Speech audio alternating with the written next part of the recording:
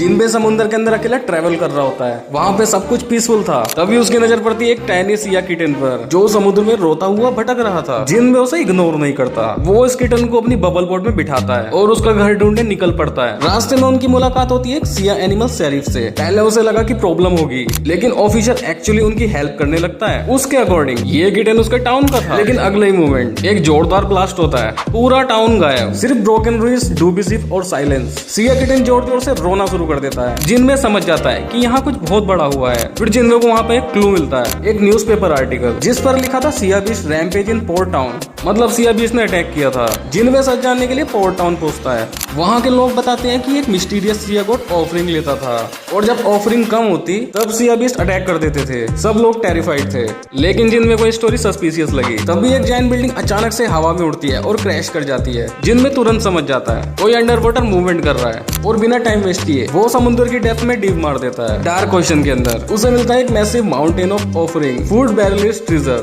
Finally सामने आता है सिया गोट वदात्सुमी, एक जायंट पिंक क्रिएचर। लेकिन ट्विस्ट ये था, वदात्सुमी इविल नहीं था। उसने एक्चुअली सोचा कि ह्यूमंस उसे ऑफरिंग देकर खुश हैं, इसलिए वो बदले में उनके लिए अंडर वाटर हाउस बना रहा था। लेकिन प्रॉब्लम ये थी, उसने पूरा टाउन ही अपरूट कर दिया। सिया बीस्ट भी अटैक नहीं कर रहे थे, वो बस वदात्सुमी की हेल्प कर रहे थे। ये सब एक जायंट गलतफहमी थी। जिनमें वदात्सुमी को समझाता है पावर का यूज प्रोटेक्शन के लिए होता है, फियर के लिए नहीं। और पहली बार वदात्सुमी को रियलाइज होता है कि उसने हेल्प करते करते लोगों को हर्ट कर दिया। वो इमोशनल हो जाता है और क्वाइटली अपोलोजाइज करता है। फिर जिनमें और वदात्सुमी मिलकर टाउन को रीबिल्ड करते हैं। ब्रोकन रूइंस को सेफली अंडर वाटर शिफ्ट किया जाता है। न्यू फिशिंग बोट बनाई जाती है और धीरे धीरे टाउन वापस नॉर्मल लगने लगता है। एंड अब सिया बीच भी शांति से ह्यूमंस के साथ रहने लगते हैं। और एंड में वदात्सुमी जिनमें से बोलता है, मैं भी तुम्हारे साथ चलना चाहता हूँ, लेकिन जिनमें उसे मना कर देता है। फाइनल सीन में हम देखते हैं पूरा टाउन सेलिब्रेट कर रहा था, और एक छोटा सिया किटन जो कभी रोता हुआ अकेले था, अब वो फाइनली अपने घर वापस आ चुका था।